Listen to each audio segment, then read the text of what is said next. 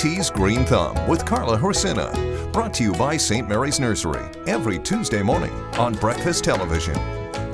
Good morning, Carla Horsina from St. Mary's Nursery joining us for this week's Green Thumb segment. And it looks like we're in a little bit of a jungle, but this is our vegetable garden.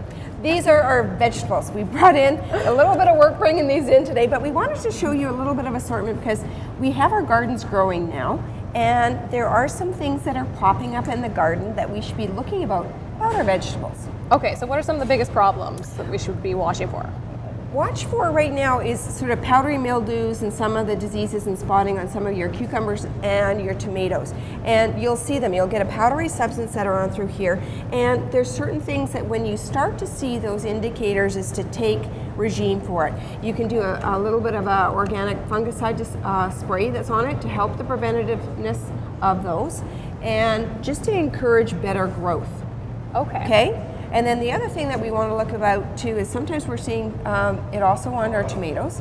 So with your tomatoes you can encourage that. But the other thing too is a lot of tomatoes, when you see this one, Courtney, sorry, it got a little bit snapped bringing it down here. But what we want to do is encourage the growth of it.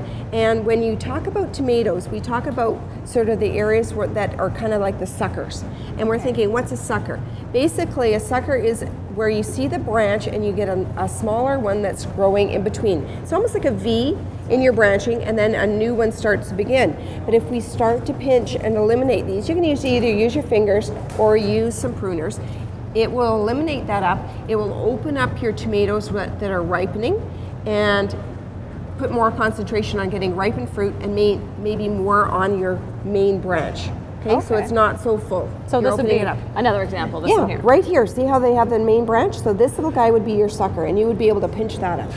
Just pinch those off. Yeah. So it's looking at things. The other thing that we're looking at too is we've been getting a lot of phone calls where radishes are bolting, and the reason why radishes bolt is... What does bolt mean? Bolting means basically if you planted a row of your radishes, all of a sudden it's all going to tops and you're not getting any bottoms, like no fruit development or the vegetable development on the bottom.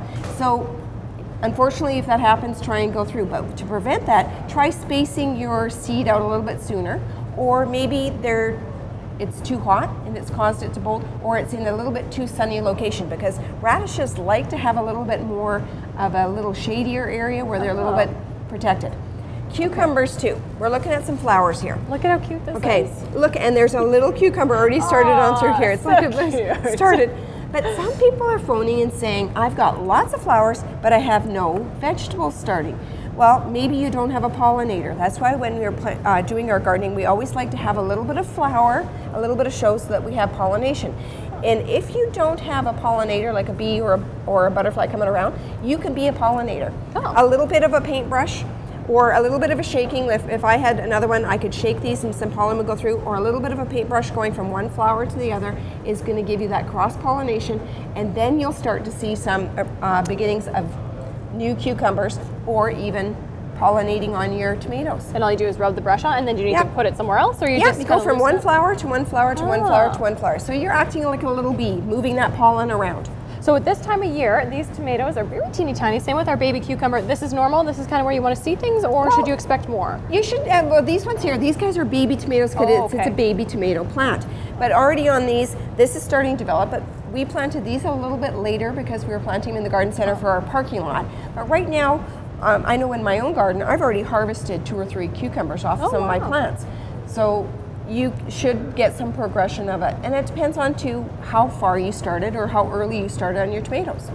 All right, well, excellent advice for maintaining your vegetable garden. Coming up in just a couple of minutes, Carla's going to join us again to answer your viewer questions. Stay with us.